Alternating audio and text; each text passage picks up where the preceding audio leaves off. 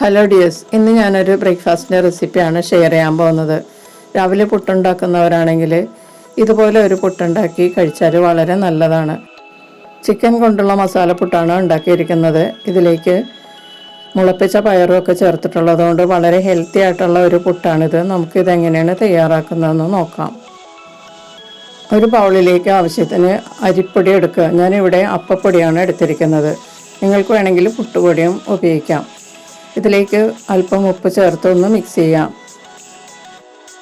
പുട്ടുണ്ടാക്കാൻ ആവശ്യമായ തേങ്ങയിൽ നിന്ന് 2 ടീസ്പൂൺ ഈ പൊടിയിലേക്ക് ചേർത്തിട്ട് നമുക്ക് നല്ലതുപോലെ കൈകൊണ്ട് തിരുമ്മി കുഴച്ചെടുക്കാം. 2 ടീസ്പൂൺ തേങ്ങ ചിരകിയത് ഞാൻ ഇതിലേക്ക് ചേർത്തിട്ടുണ്ട്. ഇനി പൊടിയുമായി നല്ലതുപോലെ തിരുമ്മി കുഴക്കുക. ഇതുപോലെ അരിപ്പൊടിയിൽ കുറച്ച് തേങ്ങാപ്പീര ചേർത്ത് ഒന്ന് കൈകൊണ്ട് തിരുമ്മി കുഴച്ചുണ്ടാക്കുന്ന പുട്ടിന് ഒരു പ്രത്യേക ടേസ്റ്റാണ്. നല്ല രുചിയായിരിക്കും. ഇനി വെള്ളം ചേർത്ത് പുട്ടുപൊടി പാകത്തിന് പുരട്ടിയെടുക്കാം. ഞാൻ 1/2 കപ്പ് നേരെ ചൂടുള്ള വെള്ളമാണ് എടുത്തിരിക്കുന്നത്. അത് കുറേശ്ശെ ഇതിലേക്ക് ചേർത്തിട്ട് നമുക്കൊന്ന് പുട്ടുപൊടി നനച്ചെടുക്കാം. പുട്ടിന് ആവശ്യമായ നനവാകുന്നത് വരെ നമുക്ക് കുറേശ്ശെ വെള്ളം ചേർക്കാം. ഞാനിത് സാധാരണ അപ്പം ഇടിയപ്പം ഒക്കെ ഉണ്ടാക്കുന്ന പൊടിയാണ് എടുത്തിരിക്കുന്നത്, പുട്ടുപൊടിയല്ല. അപ്പോൾ നിങ്ങൾ എടുക്കുന്ന പുട്ടിൻ്റെ പൊടി അനുസരിച്ച് വ്യത്യാസം ഉണ്ടാവും. ഇവിടെ ഞാൻ 1/2 കപ്പ് നേരെ ചൂടുള്ള വെള്ളം എടുത്തിട്ടുണ്ട്. അത് കുറേശ്ശെ ആയിട്ട് ചേർത്ത് പുട്ട് ഉണ്ടാക്കാൻ പാകത്തിൽ നമുക്ക് നനച്ചെടുക്കാം. ഇതിലേക്ക് ഞാൻ 1/2 കപ്പ് വെള്ളം എടുത്തിട്ടുണ്ടായിരുന്നു. അത് 1/2 കപ്പ് മുഴുവനായിട്ടും ഇതിലേക്ക് ചേർത്ത് കേട്ടോ. അപ്പോൾ 1 കപ്പ് വറുത്ത പൊടിക്ക്, അതായത് അപ്പത്തിൻ്റെയൊക്കെ പൊടിക്ക് 1/2 കപ്പ് വെള്ളം കറക്റ്റ് അളവാണ്. ഇനി നമുക്ക് ഇതിലെ കട്ടയൊക്കെ ഒന്ന് ഉടച്ചെടുക്കാം. കട്ടയില്ലാതെ നമുക്കിത് പുട്ടുപാകത്തിൽ നല്ലതുപോലെ ഉതിർത്തിയെടുക്കാം. കണ്ടോ, ഇപ്പോൾ കട്ടയൊക്കെ നന്നായിട്ട് ഉടഞ്ഞിട്ടുണ്ട്.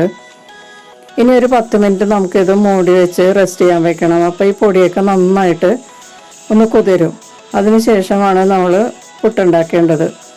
അപ്പോൾ ഈ സമയത്ത് നമുക്ക് മസാല റെഡിയാക്കി എടുക്കാം. അതിനുവേണ്ടി ഒരു പാൻ ചൂടാക്കി അതിലേക്ക് 2 ടീസ്പൂൺ കുക്കിംഗ് ഓയിൽ ചേർക്കുക. ഇഷ്ടമുള്ള ഓയിൽ ചേർക്കാം കേട്ടോ. ഗീ വേണമെങ്കിൽ അതും ചേർക്കാം. ഇതിലേക്ക് 1 ടീസ്പൂൺ പൊടിയായി അരിഞ്ഞ വെളുത്തുള്ളിയും 1/2 ടീസ്പൂൺ ഇഞ്ചിയും 1 പച്ചമുളക് കുറച്ച് വലുതായി കട്ട് ചെയ്തതും കൂടി ചേർത്തിട്ട് ഒന്ന് വഴറ്റി കൊടുക്കുക. വെളുത്തുള്ളിയും ഇഞ്ചിയും പച്ചമുളകും ഒന്ന് നല്ലതുപോലെ വാടിക്കഴിയുമ്പോൾ ഇതിലേക്ക് ഒരു ചെറിയ സവാള കട്ട് ചെയ്തത് ചേർത്ത് കൊടുക്കാം. ചെറുതായി കട്ട് ചെയ്ത സവാളയാണ്, ഒന്ന് വഴറ്റി കൊടുക്കാം. ഇതിലേക്ക് ഒരു മീഡിയം തക്കാളിയുടെ പകുതി ചെറുതായി കട്ട് ചെയ്തത് ചേർത്ത് ഒന്ന് വഴറ്റി കൊടുക്കാം. സവാളയും തക്കാളിയൊക്കെ നല്ലതുപോലെ സോഫ്റ്റ് ആകുന്നത് വരെ വഴറ്റി കൊടുക്കാം. ഇപ്പോൾ സവാളയൊക്കെ നല്ലതുപോലെ സോഫ്റ്റ് ആയിട്ടുണ്ട്. ഇനി ഇതിലേക്ക് മസാലപ്പൊടികൾ ചേർത്ത് കൊടുക്കാം. 1/4 ടീസ്പൂൺ മഞ്ഞൾപ്പൊടി ചേർക്കാം. ഞാൻ 1/4 ടീസ്പൂൺ കുരുമുളക് പൊടിയും കൂടി ചേർത്തിട്ടുണ്ട് കേട്ടോ. ഇനി 1/2 ടീസ്പൂൺ ഗരം മസാലപ്പൊടി ചേർക്കാം. 1/2 ടീസ്പൂൺ കാശ്മീരി മുളക് പൊടിയും കൂടി ചേർത്ത് നല്ലതുപോലെ ഒന്ന് വഴറ്റി കൊടുക്കാം.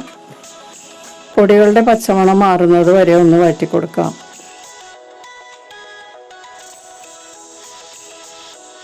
ഇതിലേക്ക് ചെറുതായി കട്ട് ചെയ്ത ബോൺലെസ് ചിക്കൻ ചേർത്ത് കൊടുക്കാം. ഞാൻ 250 ഗ്രാം ചിക്കനാണ് എടുത്തിരിക്കുന്നത്. ചെറുതായി കട്ട് ചെയ്താണ് ഞാൻ എടുത്തിരിക്കുന്നത്. നിങ്ങൾക്ക് വേണമെങ്കിൽ ഇത് മിക്സ് ചെയ്ത് എടുക്കാം കേട്ടോ. അപ്പോൾ നല്ല പൊടി പോലെ ഇരിക്കും. ഇത് ചെറിയ കഷ്ണങ്ങളായിട്ടിരിക്കും. നല്ലതുപോലെ ഒന്ന് വഴറ്റി കൊടുത്തതിന് ശേഷം ഇതിലേക്ക് കുറച്ച് ഉപ്പ് ചേർത്ത് കൊടുക്കാം. മസാലയ്ക്ക് ആവശ്യമുള്ള ഉപ്പാണ് ചേർക്കേണ്ടത്. എന്നിട്ട് നല്ലതുപോലെ ഒന്ന് വഴറ്റി കൊടുക്കാം. ഇതോടൊപ്പം ഈ ചാനൽ ആദ്യമായി കാണുന്നവരും ഇതുവരെ സബ്സ്ക്രൈബ് ചെയ്യാത്തവരും സബ്സ്ക്രൈബ് ചെയ്തൊന്ന് സപ്പോർട്ട് ചെയ്യുക. അതിനടുത്ത ബെല്ലൈക്കൺ എനേബിൾ ചെയ്ത് എൻ്റെ അടുത്തടുത്ത വീഡിയോസ് ഉറപ്പുവരുത്തുകയും ചെയ്യുക. ഇനി നമുക്കിത് മൂടി വെച്ച് 5 മിനിറ്റ് ലോ ഫ്ലെയിമിൽ കുക്ക് ചെയ്യാം. 5 മിനിറ്റിന് ശേഷം തുറന്ന് ഒന്ന് ഇളക്കി കൊടുക്കാം. ഇപ്പോൾ ചിക്കനിൽ നിന്ന് തന്നെ വന്ന വെള്ളമാണ് ഇതിനകത്തുള്ളത്. നല്ലതുപോലെ മിക്സ് ചെയ്ത് തുറന്ന് വെച്ച് നമുക്ക് ഈ വെള്ളമൊക്കെ ഒന്ന് വറ്റിച്ചെടുക്കാം. നല്ലതുപോലെ വെള്ളം വറ്റി ഡ്രൈ ആകുന്നത് വരെ ഇളക്കി കൊടുത്ത് കുക്ക് ചെയ്യാം. ഇപ്പോൾ മസാലയൊക്കെ നല്ലതുപോലെ ചിക്കൻ പീസസിൽ പിടിച്ചിട്ടുണ്ട്. നല്ലതുപോലെ ഡ്രൈ ആയിട്ടുണ്ട്. ഇനി ഇതിലേക്ക് കുറച്ച് വേപ്പില ചേർത്ത് കൊടുക്കാം. 1 മിനിറ്റ് ഒന്നും കൂടി ഇളക്കി കൊടുത്ത് കുക്ക് ചെയ്യാം. ഇപ്പം നമ്മുടെ ചിക്കൻ മസാല റെഡി ആയിട്ടുണ്ട്. ചിക്കന് പകരം നിങ്ങൾക്ക് ബീഫോ അല്ലെങ്കിൽ വെജിറ്റേറിയൻസ് ആണെങ്കിൽ സോയാ ബോൾസ് ഉപയോഗിച്ചും ഇതുപോലെ മസാല തയ്യാറാക്കി പുട്ടുണ്ടാക്കാം കേട്ടോ. ഇനി നമുക്ക് മുളപ്പിച്ച പയറാണ് വേണ്ടത്. ചെറുപയറും വലിയ പയറും കൂടി ഞാൻ മുളപ്പിച്ചെടുത്തതാണ്. ഇതിലേക്ക് കുറച്ച് ഉപ്പ് ചേർത്ത് മിക്സ് ചെയ്തെടുക്കാം. മുളപ്പിച്ച പയർ ഓരോരുത്തരുടെ ആവശ്യത്തിന് എടുക്കാം കേട്ടോ. ഇത് ഫ്രിഡ്ജിൽ നമുക്ക് മുളപ്പിച്ചതിന് ശേഷം വെച്ചാൽ ഒരാഴ്ച വരെ കേടാകാതെ എടുക്കാം. അപ്പോൾ ഇനി നമ്മൾക്ക് പുട്ടുണ്ടാക്കാം. ഞാൻ ഒരു പുട്ടുകുടത്തിൽ വെള്ളം വെച്ച് തിളച്ചുകൊണ്ടിരിക്കുകയാണ്. ഇനി നമുക്ക് കണയിലേക്ക് ആദ്യം മുളപ്പിച്ച പയർ ചേർത്ത് കൊടുക്കാം. പയർ ആവശ്യത്തിന് ചേർത്തതിന് ശേഷം ഇതിൻ്റെ പുറത്തേക്ക് കുറച്ച് തേങ്ങ ചിരകിയത് ചേർക്കാം. ഇനി ഇതിൻ്റെ പുറത്തേക്ക് നമുക്ക് പുട്ടുപൊടി ചേർത്ത് കൊടുക്കാം. ആവശ്യത്തിന് പുട്ടുപൊടി ചേർത്തതിന് ശേഷം ഇതിൻ്റെ പുറത്തേക്ക് നമുക്ക് തയ്യാറാക്കി വെച്ചിരിക്കുന്ന ചിക്കൻ മസാല ചേർത്ത് കൊടുക്കാം. മസാല നിങ്ങൾക്ക് എത്രമാത്രം വേണമോ അത്രയും ഇതിലേക്ക് ചേർത്ത് കൊടുക്കാം. മസാല ചേർത്തതിന് ശേഷം ഇതിൻ്റെ പുറത്തേക്ക് വീണ്ടും നമുക്ക് പുട്ടുപൊടി ചേർത്ത് കൊടുക്കാം. ഇനി കണ നിറയുന്നത് വരെ പുട്ടുപൊടി ചേർത്തതിന് ശേഷം അതിന് മുകളിലേക്ക് തേങ്ങാപ്പീര വെച്ച് കൊടുക്കാം.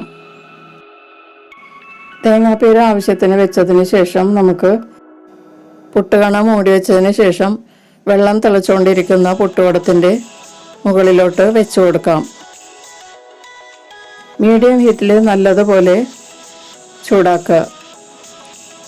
ആവി വന്നതിന് ശേഷം ലോ ഫ്ലെയിമിൽ 5 മിനിറ്റ് വേവിക്കുക.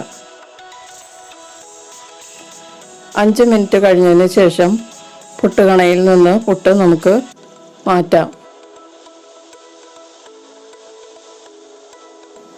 വളരെ ഹെൽത്തി ആയിട്ടുള്ള ചിക്കൻ മസാല പുട്ട് റെഡി ആയിട്ടുണ്ട്. മുളപ്പിച്ച പയറൊക്കെ ചേർത്തതുകൊണ്ട് വളരെ നല്ല ഹെൽത്തിയാണ്. മുളപ്പിച്ച പയർ നമുക്ക് ഇഡ്ഡലി മാവിൽ ചേർത്ത് ഇഡ്ഡലി ഉണ്ടാക്കാനും നല്ലതാണ് കേട്ടോ. അപ്പോൾ എല്ലാവരും ഒന്ന് ട്രൈ ചെയ്ത് നോക്കുക. വീഡിയോ ഇഷ്ടപ്പെട്ടാൽ ലൈക്ക് ചെയ്യാൻ മറക്കരുത്. ഇനി നിങ്ങളുടെ അഭിപ്രായങ്ങളും നിർദ്ദേശങ്ങളും ഒക്കെ അറിയിക്കുക. ഫ്രണ്ട്സിനൊക്കെ ഷെയർ ചെയ്ത് കൊടുക്കുക. നമുക്ക് മറ്റൊരു റെസിപ്പിയുമായി വീണ്ടും കാണാം. Thank you.